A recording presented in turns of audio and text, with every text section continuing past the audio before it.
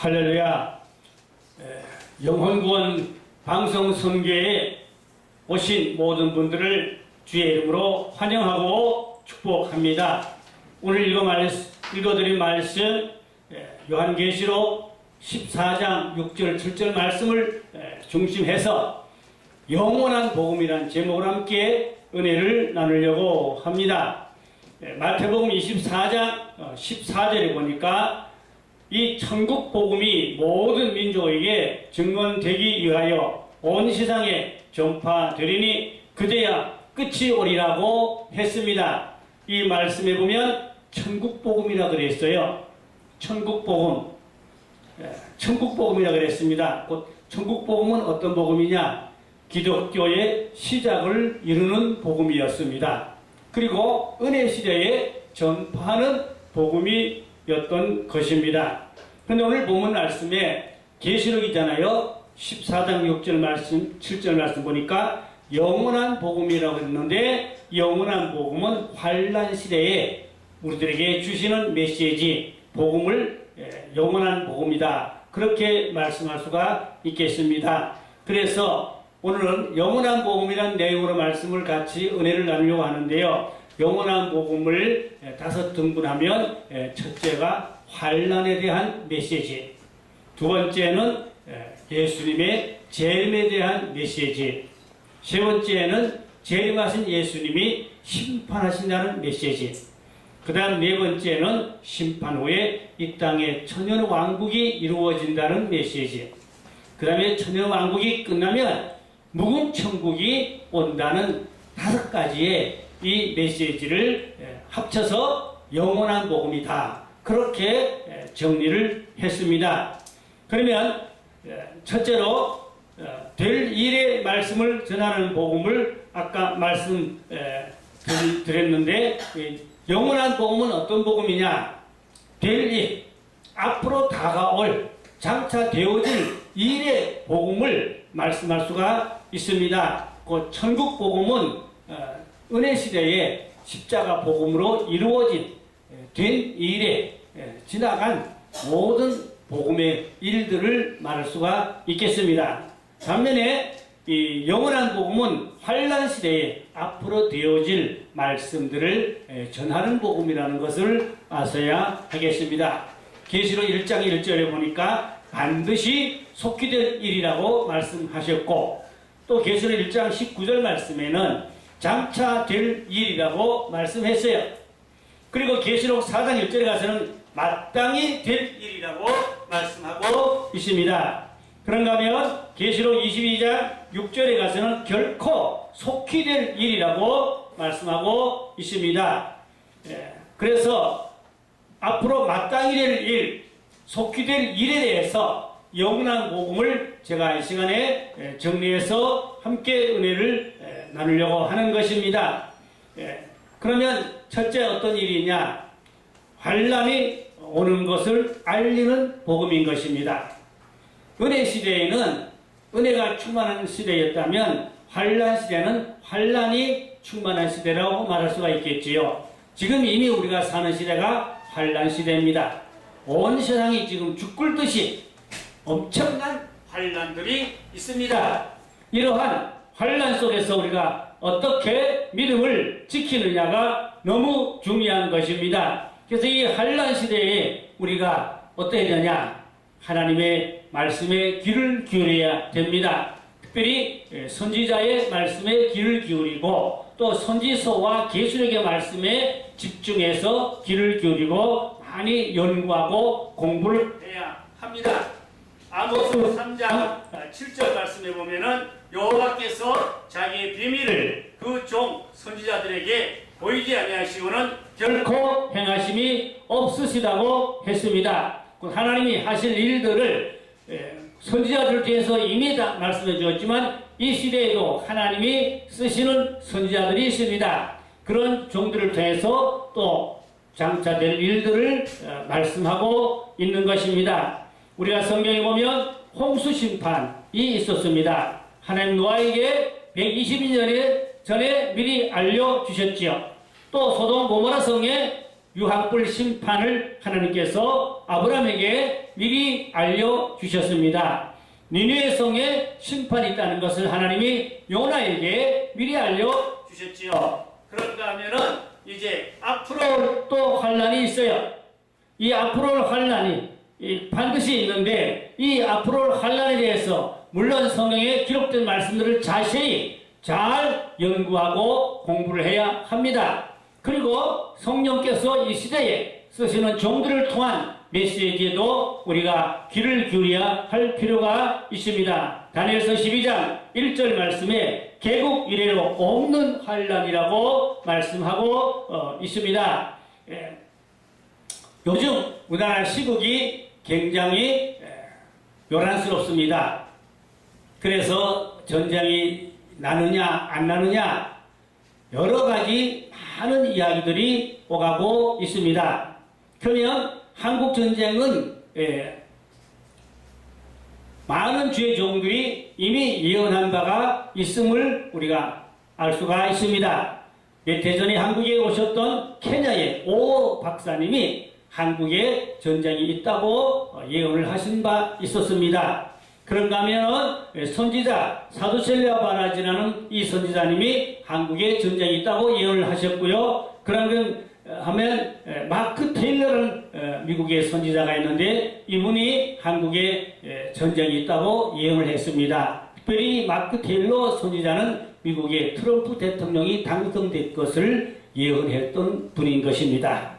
또 그런가 하면은 미국에 계신 서사라 목사님께서 또 예언한 바 있습니다. 한 3년 전에 천국에서 주님께서 말씀하시기를 2달 동안 계속 한국 전쟁을 보여주셨다고 합니다. 전쟁을 막으려고 기도를 많이 했지만 하나님의 섭리 가운데 한국의 전쟁을 반드시 있을 것이라고 주께서 말씀하셨다고 합니다. 그래서 어떻게 해야 이 전쟁을 극소화, 피해를 줄일 수 있습니까? 물었더니 주님께서 선제 공격을 해야 피해를 줄일 수 있다고 주님께서 직접 말씀하셨다고 합니다.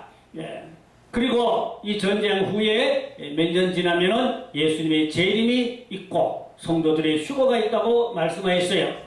그 후에는 베르칩 짐승 666표가 강제로 많은 사람을 받게 하고 그것을 받지 않는 기독교인들은 순교를 당하는 그런 일들이 일어난다고 말씀한 바 있습니다. 그런가 하면 지금부터 약 13년 전에 송명이라는 거라고 유명한 분이 있는데 이분이 그 소설을 썼는데 표라는 소설을 썼어요.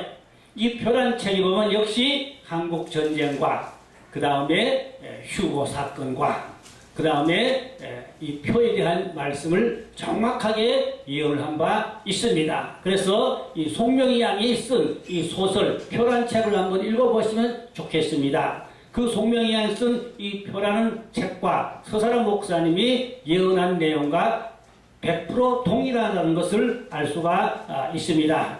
그래서 이제 우리는 이 시대를 살아가면서 환란 시대에 영유권을 이뤄야 됩니다. 이기는 자 되어서 세상과 죄와 마귀를 이기고 영유권을 이루어서 다시 오실 주님을 맞이할 수 있는 통일 시대에 우리가 주인공으로 마지막 주자로 재림의 주님을 맞이할 수 있는 그런 준비하는 믿음을 무장해야 하겠습니다. 마태복음 24장 21절 22절 말씀 보니까 창세로부터 지금까지 없었던 환란이 오게 됨을 말씀하고 있습니다. 그래서 택하신 자들을 위해서 그 날들을 감하신다고 했어요. 예수님이 환란의 날짜를 감한다는 것입니다. 성도들이 견디기가 어렵기 때문에 그 날을 감하겠다고까지 말씀한 것을 볼 수가 있습니다. 이렇게 보면 아마 7년 환란도 어느 정도는 감해지지 않나 이렇게 우리가 성경적으로 볼 수가 있겠습니다. 니느웨 성 심판을 하나님께서 요나에게 미리 알려주셔서 요나의 외침을 듣고 왕으로부터 짐승들까지 제무대기에 앉아서 거름더미에 앉아서 회개하며 기도할 때 하나님께서 그 심판을 유보하여 주셨습니다. 그래서 이 니느웨 성 사람들이 구원을 받았습니다. 오늘의 시대에도 우리는 요나와 같이 외쳐서 많은 사람들이 회개하고 하나님의 심판의 대상이 아니라 구원의 대상이 되도록 그렇게 기도를 하고 복음을 전해야 하겠습니다. 천국 복음을 외칠 때에는 믿음이 생겨서 예수를 믿고 천국에 가는 그런 구원을 받았는데, 영원한 이 복음이 전해지면 환난 가운데서 영육이 구원을 받게 되는 그러한 역사가 일어나게 되는 것입니다. 그래서 우리는 이 환난 시대에는 많은 기독교인들이 또 순교하는 것을 아셔야 합니다. 지금 통계적으로 이 시대에도 약 5분에서 6분 사이에 한 명씩 순교하고 있습니다. 그래서 하루에 약 280명 내지 300여 명이 순교하고 있다는 그러한 통계가 있습니다. 1년이면은 10,000명이 넘는 순교자가 지금 나오고 있습니다. 근데 앞으로 큰 환란이 오게 되면은 기독교인들이 많은 순교자가 일어나는 것을 알 수가 있어야 합니다. 왜 그런가니 계시록 6장 11절에 보니까 순교자의 수가 채워져야 예수님이 재림하신다고 말씀해 있어요. 그 보면은 하나님의 뜻 가운데 있는 순교자의 수를 우리가 알 수는 없지만 하나님의 섭리와 계획 속에 있는 그 순교자의 숫자가 채워질 때에 예수님이 재림한다 하셨거든요. 그러면 이제 재림 전에 많은 사람들이, 성도들이, 죄종들이 순교한다는 것을 알아야 하는 것입니다. 그 다음 세 번째, 주님의 재림을 알리는 복음입니다. 주의 재림, 환난 후에 예수님의 재림이 있습니다. 데살로니가전서 4장 16절로 17절 말씀에 주께서 함성과 천사장의 소리와 하나님의 나팔로 친히 하늘로 쫓아 강림하시리니 그리스도 안에서 죽은 자들이 먼저 일어나고 그 후에 우리 살아남은 자들도 저희와 함께 구름 속으로 같이 끌어올려 공중에서 주님을 만나게 하시리니 그리하여 우리가 항상 주님과 함께 있으리라고 했습니다.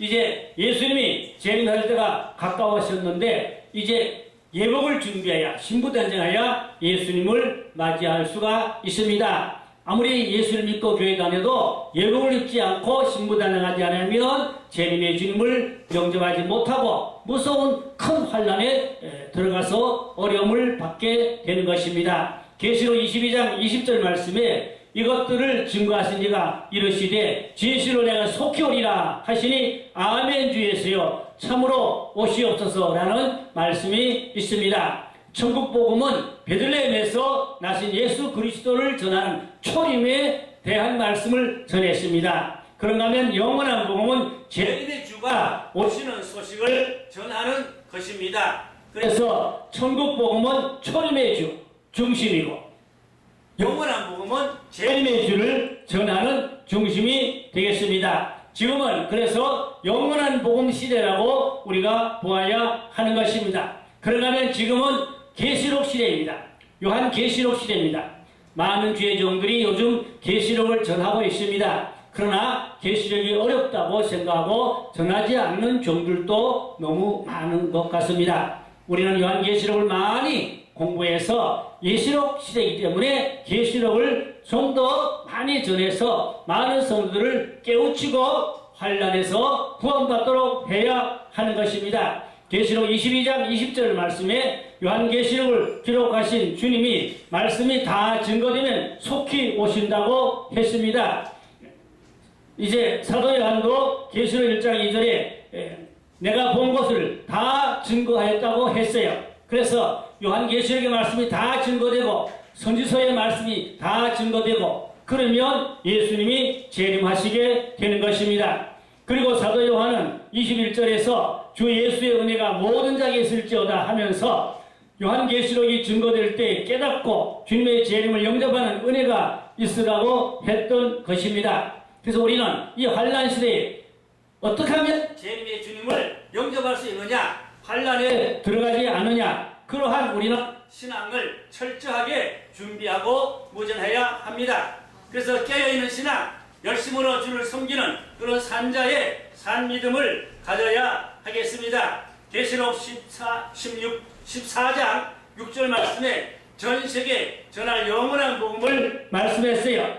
이 영원한 복음이 다 증거되면 예수님이 오시게 되는 것입니다. 그리고 계시록 10장 11절 말씀 보니까 다시 예언한다는 말씀이 있어요. 다시예요.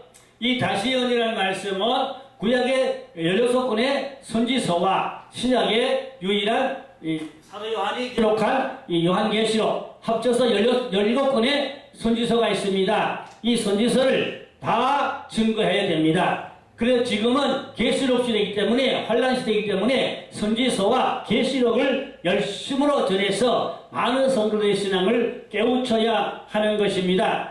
구약의 선지자들과 이 신약의 또 사도 요한의 이 외침의 말씀에 우리는 귀를 기울이고 이 환란 시대를 살아가는 깨어있는 믿음을 가져야 합니다. 또 예수님이 재림하시면은 이 세상에 심판이 오게 됩니다. 이 심판은 바벨 세상의 심판입니다. 이 바벨 세상하면은 종교적인 바벨이 있습니다.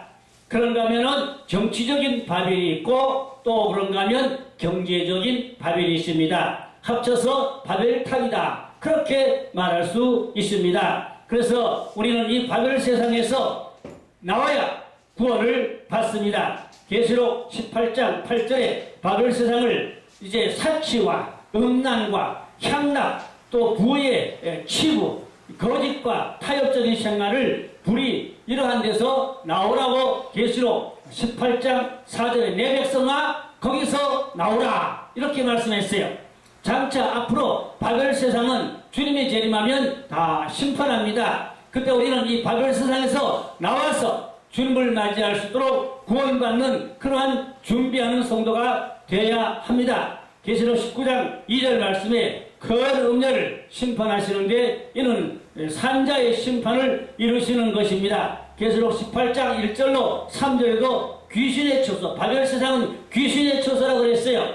또 귀신의 영이 가득하다고 그랬습니다. 귀신의 총동을 받아서 범죄하고 세상 나라가 심판을 받게 된다는 것입니다. 그래서 악인들과 왕들과 장군들과 믿지 않은 자들이 다 예수님의 지상 재림하면 심판을 받게 되는데 이때 보면 이미 일찍이 구약의 에스겔 39장 17절 20절에 보니까 새들이 다 시체를 파먹는다고 그랬습니다. 그리고 계시록 19장 17절 18절에 새들이 잔치한다고 그랬어요. 계시록 19장 21절에도 새들의 잔치. 그러니까 악인들, 왕들, 장군들, 하나님 믿지 않은 이러한 사람들은 예수님 재림하실 때 심판받으면 새들이 다 쪼아먹는다는 것입니다. 새들이 제일 먼저 눈부터 쪼아먹는다고 그래요. 우리는 새들의 밥이 되지 아니하려면 예수를 잘 믿어야 할 줄로 믿습니다. 지금 어려운 환난 시대에 우리가 살아갑니다. 깨어있는 믿음, 신부단장하는 믿음, 기도하는 믿음, 믿음으로 세상과 죄를 이기는 그러한 반열에 우리가 서 있어야 하겠습니다. 그러고 난 후에 예수님이 지상 재림하면 심판하고 천년 왕국이 오는 것입니다. 천년 왕국이 오면 예수님이 이 땅에서 천년 동안 왕노릇하고 믿는 사람들이 천년 동안 이 땅에서 살게 됩니다. 계시록 11장 15절 말씀에 일곱째 천사가 나팔을 불며 하늘에서 큰 음성이 나기를 세상 나라들이 우리 대주제와 그의 그리스도의 나라가 되어 그가 세세뭉토록 통치하시리로다 이렇게 말씀하고 있습니다. 천국 복음으로 죽어서 영원한 거다 낙원에 있다가 이제 영원한 천국으로 가는 분들이 있는가 하면 이 영원한 복음을 믿는 사람들은 살아서 영육권을 이루고 천년왕국에 들어가는 그 축복을 받게 됩니다. 우리는 역사의 마지막 시대를 살아가고 있습니다. 이기는 믿음으로 신부단장 잘해서 영육권 이루고 천년왕국 들어서 천년왕국의 주인공 되는 그러한 하나님의 사람들이 되어야 하겠습니다. 일곱째 나팔을 불면 저주받은 세상 나라를 심판하고 천년 동안 그리스도의 나라를 이 땅에 이루게 되는 것입니다. 그 다음에 천년왕국이 끝나고 나면은 이제 전체 부활이 있습니다. 전체 부활은 창세 이후로 악인이나 선인이나 믿는 자나 믿지 않는 자나 몽땅 다 부활합니다. 부활해갖고 백보자 심판이 있습니다. 이 백보자 심판에서 악인들, 죄인들은 다 영원한 불못, 지옥으로 집어던지는데 이것을 둘째 사망이라고 말씀하고 있습니다. 그런가 하면 믿는 사람들, 의로운 하나님의 자녀들은 거기서 이제 영원한 하나님의 나라로 들어가게 됩니다. 그래서 무궁천국이라고 합니다. 그래서 무궁지옥과 무궁천국으로 갈라지게 됩니다. 혹 어떤 교단의 어떤 분들은 지옥은 일시적이지 영원하지 않다. 하나님은 자비의 하나님이기 때문에 일시 동안 지옥에서 고생을 시킨 후에 그 다음에는 천국으로 옮기신다. 그런 엉뚱 같은 소리를 하는 내가 목사님의 설교를 들어봤는데 그거는 성경적이 아닙니다. 지옥도 영원하고 천국도 영원합니다. 그럼 우리는 이 영원한 복음의 주인공이 되어서 마지막 주자로 선한 싸움 잘 싸우고 믿음을 지켜서 다가갈 길을 잘 달리고 영육구원을 이뤄서 천연왕국의 주인공으로 살고 또 무금천국까지 영원한 주의 보좌에서 살 수 있는 그런 택함받은 하나님의 자녀가 될 수 있기를 주님의 이름으로 축원합니다. 기도하겠습니다. 할렐루야. 하나님 아버지, 예수님 십자가에서 이루신 천국 복음으로 2000년 동안 은혜 시대에 많은 종들이 복음을 전해서 많은 사람들이 믿고 구원을 받고 이미 낙원으로 갔습니다. 우리는 역사의 끝자락에 와 있습니다. 그러므로 이제는 영원한 복음을 믿고 환난 시대에 우리가 접어들어서 영육권을 이루고 이기는 자의 삶을 살고 죄와 마귀를 이기고 다시 오실 재림의 주님을 영접받으러 예복을 준비하게 하시고 천국 왕국까지 들어가서 왕노릇하고 주인공 될 수 있는 축복의 성도들이 주의 종들이 다 될 수 있도록 인쳐주시고 축복하여 주시고 구원하여 주시고 또한 무천국 영원한 하나님의 보좌 앞에 나아가서 살 수 있는 새 예루살렘 성에 주인공으로 살아가는 하나님의 택한 백성들을 되게 하여 주시옵소서. 이 영혼구원 방송을 듣는 자마다 다 하나님의 일을 갖고 영원한 하나님의 자녀의 신분으로 권세로 당당히 넉넉히 이기며 누리며